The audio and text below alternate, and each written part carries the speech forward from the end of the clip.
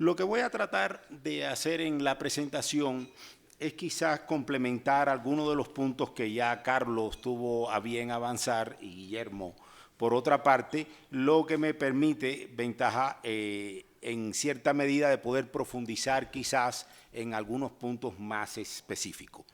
Mi presentación la voy a hacer a partir de 3 puntos iniciales y de ahí voy a derivar algunos puntos específicos, particularmente uno de ellos. El primero de estos puntos, y tomando en consideración para no repetir y aprovechar mejor el tiempo, todo lo que ya planteaba sobre todo Carlos, de cómo se desenvuelven los acontecimientos que hacen y que dan un cambio dramático en la relación entre Estados Unidos y Cuba de los últimos 50 años, a mí me gustaría en ese nuevo escenario que ya estamos dando por un hecho, que es un nuevo escenario totalmente radical y dando por un hecho que va a haber un restablecimiento de las relaciones diplomáticas, que es diferente a la normalización de las relaciones entre Estados Unidos y Cuba, me gustaría apuntar 3 puntos generales que yo creo que son importantes tomar en cuenta a la hora de un análisis más detallado. El primero de estos puntos es que a pesar de ese cambio tan fuerte que marca un hito, como todos han comentado, yo creo que hay que observar en este proceso, a partir de hoy, el tema de la gradualidad del cambio en este nuevo escenario. ¿Qué quiere decir esto? Algo que medio apuntaba Carlos, que a partir de ahora, y después de pasar la gran sorpresa inicial, va a venir un proceso de cambios continuos, pero que van a ser cambios graduales, y donde, sin extenderme mucho en esto, yo diría que el reto fundamental está en lo que pudiéramos decir de manera común, el juego contra el reloj. ¿Qué quiere decir esto? Que Estados Unidos, en esa estrategia política que decidió tomar, va a tratar de impulsar los cambios que están a su alcance desde el Ejecutivo a la mayor velocidad posible y ganar el tiempo para que Cuba pueda o no tener tiempo de prepararse hacia los efectos de esos cambios. ¿Qué quiere decir esto? Que realmente ambos mandatarios, tanto el gobierno cubano como el gobierno estadounidense, realmente tienen 2 años inmediatos, el año que va corriendo y el próximo año, como 2 años clave, donde cada uno va a apurar por lograr sus objetivos específicos. Y esos objetivos específicos precisamente van contra el reloj, en la medida que puedan prepararse para lograr los equilibrios políticos internos y para estar preparados para los posibles efectos de esas nuevas medidas vayan teniendo, llámese cambios determinados en liberalización económica, aunque sean graduales, llámese apertura de turismo, llámese cambios migratorios o de otros tipos que puedan tener un efecto a nivel nacional o a nivel regional, que es importante. En segundo punto, yo creo que también es importante no perder de vista en el análisis a detalle algo que se planteaba también, que hay un sostenimiento de una situación de tensión y de conflicto. Independientemente de que estemos hablando de un restablecimiento de relaciones y que fue al revés y que pueda ser como el primer gran salto, el establecimiento de relaciones diplomáticas, el conflicto y la tensión entre ambos países está presente. Está presente y es lo que va a permear todo este proceso de cambios que hablábamos en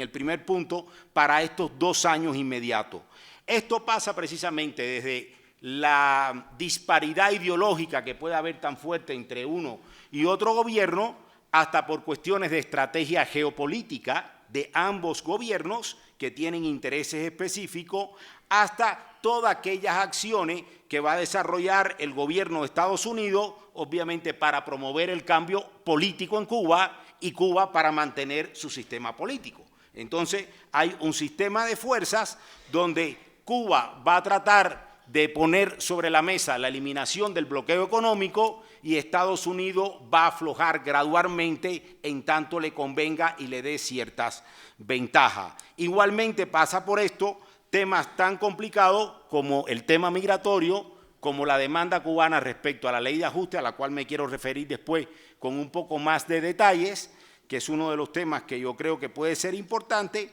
pero lo que nos pone en entredicho es que esta situación de permanente tensión y conflicto va de la mano con lo que planteaba en el primer punto, que es con el timing, o sea, con los tiempos en que se produzcan estos cambios, sean más suaves o más fuertes, y cuán preparado esté cada país para asumir esto y los efectos posibles. En ese sentido, Estados Unidos tiene el gran reto de aquellos elementos que tienen que pasar por el Congreso, como puede ser parte de las cuestiones que tienen que ver con el bloqueo económico, lo que todo el mundo conoce, por la legislación estadounidense, parte de lo que tiene que ver con el tema migratorio, que también pasa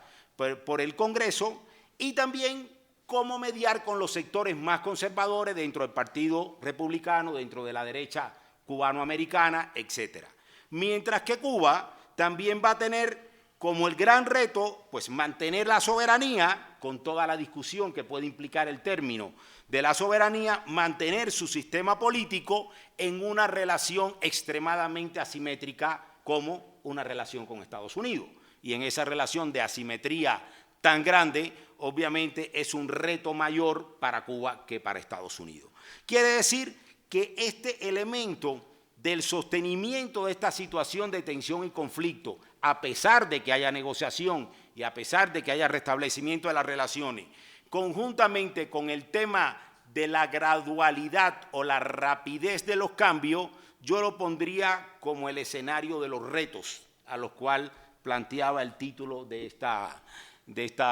este panel. Sin embargo, hay un tercer punto que a mí me gustaría tocar y es el que yo veo como un área de mayor oportunidad, sin querer decir por esto que también hay muchas áreas de oportunidades en estos temas que van a pasar específicamente por cada una de esas negociaciones. Y esa área de oportunidad tiene que ver con algo importante que se está tocando poco en los diferentes análisis y artículos que se están haciendo y que yo considero que es la importancia que pueden jugar en esta dinámica los terceros actores. Aquí a quién me refiero y aquí es donde entraría el caso de México. Aquí es donde tuvo un papel clave el Vaticano, donde puede haber tenido un papel clave Canadá, pero donde yo creo que a partir de este momento puede tener un papel mucho más importante México y puede tener un papel mucho más importante la Unión Europea. Mucho más que el Vaticano y mucho más que Canadá, aunque bueno, pueden haber percepciones diferentes del tema en ese sentido. En tanto que esta presencia de determinados criterios y recelo de desconfianza entre ambos gobiernos, aunque la reconstrucción inicial estuvo basado en un escenario de confianza, como se planteaba, yo creo que en el fondo, y es una opinión muy personal, la desconfianza va a estar presente en todo este proceso y lo cual podría traer lo que se pudiera llamar como una ralentización del proceso gradual de normalización o que encamine una normalización de las relaciones. En este proceso es donde yo creo que juega un papel estratégico o puede jugar un papel estratégico México como parte del triángulo de las relaciones Cuba, Estados Unidos, México.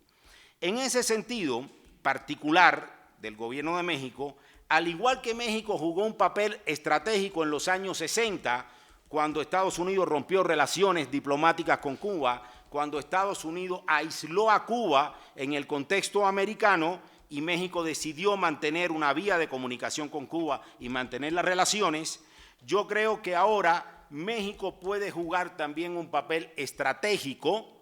en estos 2 años inmediatos en 2 direcciones fundamentales. Yo creo que uno tiene que ver en que logre ser un actor activo en impulsar el diálogo tripartito y la resolución de posibles diferencias más de fondo entre Cuba y Estados Unidos en aquellos temas que son de interés común a los 3 países, no en los temas bilaterales. No es aquella estrategia de ser mediador entre los grupos políticos de Miami y La Habana. No es ser mediador directo entre Cuba y Estados Unidos. Es ser o impulsar la negociación en aquellos temas que son de interés común a los tres países. Y hay varios temas que son de interés común a los tres países que los voy a mencionar brevemente. Y también te podría jugar un papel en tanto México realmente impulse sus relaciones bilaterales con Cuba y la lleve a una escala muy superior y recupere no solamente las tradicionales relaciones culturales o de amistad que ha habido tradicionalmente entre México y Cuba, sino que realmente se conviertan en un potencial de desarrollo, de comercio, de intercambio que facilite la propia reforma económica cubana, que está en sus comienzos, y facilite indirectamente una mejor relación regional. En este sentido, yo detectaría quizás 6 áreas de interés clave para esta relación tripartita Cuba, Estados Unidos, México. No las voy a decir en orden de importancia, voy a reservarlo de migración para el final porque es donde quiero robarme 5 minutos más. En estos temas yo creo que los puntos, muy brevemente, un punto clave que ya se mencionó tiene que ver con los límites marítimos. Y esos límites marítimos tienen clara relación con 2 cuestiones estratégicas, tanto para Cuba como para México: petróleo y recursos marítimos en sí mismos. Petróleo, México está abocado a la gran reforma histórica de México en términos de energías y petróleo, mientras que Cuba es una de las áreas que está abierta a la inversión extranjera ya desde hace varios años. Y por tanto hay un espacio donde se juegan intereses tantos de Estados Unidos, de Cuba como de México, en términos no solamente de explotación petrolera, sino también en términos de los posibles contaminación, de lo que entraría con el otro tema que es medio ambiente y las afectaciones que pudiera haber. De tanto, aquí hay un punto clave que es pasar de los acuerdos que ya tiene México-Cuba en términos marítimos con Cuba a un real tratado de límites y agua, que no está firmado un real tratado de límites y agua entre México y Cuba. Y que por tanto, para pasar a una negociación trilateral es importante esto para México, porque México sí tiene esos tratados delimitados con Estados Unidos y están muy avanzados y son tratados muy claros y muy precisos. Entonces, para pasar a una negociación trilateral, yo creo que es importante quizás ese paso también para México. Esto, como decía, está muy relacionado con el tema de protección a medio ambiente y las implicaciones que puede tener cualquier desastre para los tres países. El control epidemiológico, que también tiene que ver con la facilidad y por la cercanía geográfica, cómo todas estas contingencias pueden transmitirse muy fácilmente entre los tres países, para lo cual se necesitan protocolos, acuerdos, gestiones muy particulares y muy inmediatas, y esto va mucho más, son cosas mucho más puntuales. El tema quizás más avanzado a nivel bilateral, como ya decía Carlos, entre Estados Unidos y Cuba, que es el combate al tráfico de drogas, pero en el cual tendría que entrar México, no de una manera bilateral solamente, sino de una manera trilateral, en ser parte estratégica, que en la medida que el combate al narcotráfico se ha fortalecido en México en los últimos 6, 7 años, y está fortaleciéndose en Centroamérica, obviamente las rutas del tráfico de droga van cada vez más a reforzarse por las vías marítimas, como ya está ocurriendo hoy, y por tanto pasa a tener un papel más importante la relación México-Cuba-Estados Unidos. A su vez, hay otros 2 puntos, otros 2 puntos que sería mi punto número 5, que tiene que ver con algo en que muchos han considerado un gran reto para México, que es el turismo. México se ha logrado posicionar dentro de los 10 primeros países receptores de turismo del mundo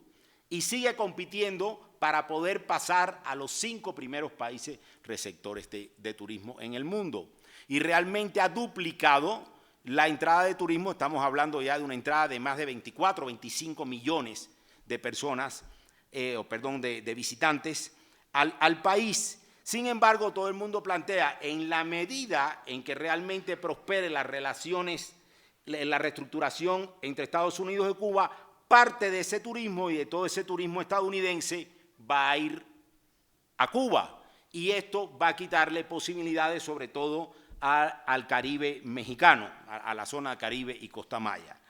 Puede ser, esa es parte de la competencia, pero yo diría que no hay que verlo de una manera pesimista. Es un proceso gradual donde también hay enormes áreas de oportunidades que estratégicamente México puede aprovechar. En el sentido no solamente ver la posible apertura de Cuba al turismo estadounidense como un desvío de parte de ese flujo que se recibe esencialmente en el Caribe mexicano, sino también como un área de oportunidad para desarrollar estrategias comunes y de compartidas entre Cuba, México y Estados Unidos. En tanto, Cuba puede ser un puente importante de turismo, de todo el turismo europeo que esencialmente llega a Cuba, puede ser un puente importante para México. México puede ofrecer cosas muy claras, que no solamente son playa y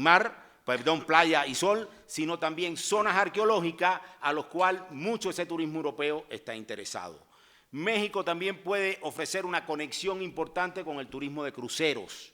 que hoy está limitado precisamente puesto que esos cruceros esencialmente son estadounidenses, traen turismo estadounidense y está limitado su entrada y su recalo en La Habana. O sea, hay importantes áreas de oportunidades que estratégicamente se pueden expresar en esta medida. Y por último, yo creo que estaría el tema quizás donde puede ser más sensible esto que tiene que ver con el tema migratorio. El tema migratorio, que lo dejé al final, no por ser el menos importante, sino pues es el tema donde el caso de la ley de ajuste cubano, y más que la ley de ajuste cubano, el caso de la política que ha seguido el gobierno estadounidense desde el año 95 respecto a la política de pie seco, pies mojados, tiene un impacto directo sobre Cuba. Esta política ha llevado a un incremento sustancial del flujo de tránsito irregular de cubanos por México hacia Estados Unidos. Y el memorando migratorio que logró firmar México con Cuba en el año 2008 no es suficiente para atender la magnitud y las condiciones de este flujo, mientras Estados Unidos no varía eso. Es un reclamo de Cuba hacia Estados Unidos la eliminación de esa ley. Sin embargo, la postura es que realmente, aún con el mantenimiento de la ley del ajuste cubano, el Ejecutivo estadounidense tiene una ventana grande de oportunidad y está en sus manos o ampliar o restringir los beneficios de esa ley. Es una acción ejecutiva que igualmente antes de 1994 prácticamente se aplicaba al 100% de los cubanos que llegaban a Estados Unidos vía marítima o vía terrestre de manera irregular. A partir del año 95 y por acuerdo y decisión ejecutiva se decidió aplicarlo solo a aquellos que llegaban vía terrestre, lo que trajo un impacto para Cuba. Quiere decir esto que en ese sentido México también está obligado a una renegociación de su memorando de entendimiento migratorio con Cuba y a ver esto como un tema que va a pasar directamente también en la medida en que cambien estos procedimientos migratorios entre Estados Unidos y Cuba. En este último punto también es importante mencionar que tampoco estamos partiendo de cero. Estados Unidos se ha estado preparando para ese cambio, aunque ha manifestado que no va a mover la ley de ajuste cubano, lo cual es muy posiblemente cierto, pero Estados Unidos se ha estado preparando para ese cambio y Cuba también se ha estado preparando para ese cambio, no a raíz de los sucesos de diciembre del año pasado. Recuerden que Cuba modificó radicalmente su legislación migratoria a finales del 2012, con acción a partir del 2013, y pone en movimiento toda una serie de cambios regulatorios que permite una mayor movilidad de la población cubana radicada en la isla. Si bien no quita todos los requerimientos, yo diría que la inmensa mayoría de esos requerimientos tradicionales fueron eliminados, lo que da una mayor posibilidad a la población radicada en Cuba de tener una mayor movilidad, lo que tiene un impacto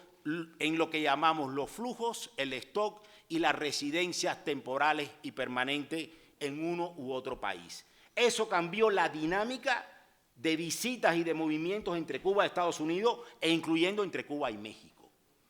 Estados Unidos también cambió su regulación, su procedimiento, al comenzar a otorgar el año pasado visas de múltiples entradas por 5 años a los cubanos radicados en la isla. Eso pone también en movilidad y potencialmente a una cantidad importante de cubanos que no van a optar directamente por una residencia permanente en Estados Unidos, pero sí por una mayor movilidad. Consecuencia de esto es que tenemos una mayor cantidad de población radicada en la isla, pero con más capacidad de movimiento, a pesar de las restricciones económicas y de las restricciones de visa, pero con más capacidad de movimiento, de interacción entre el interior y el interior.